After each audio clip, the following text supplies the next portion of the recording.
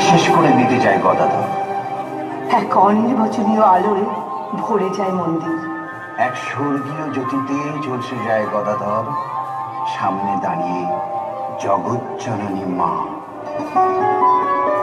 গদাধর, আমি এসেছি, আমি এসেছি গদাধর। কিন্তু এই তো আমি তোর কাছে এসেছি। মা, মা গো, মা তুই এসেছিস, মা ভবতারিণী, তুই এসেছিস, তুই এসেছিস মা, মা তুই এসেছিস মা। সমাধি হয় গদাধর। সাধনা।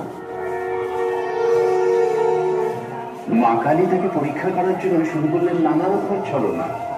ভূত, প্রেত, ডাকিনী, যোগিনীরা চারপাশে ঘিরে ধরে শুরু করলো উপদ্রব।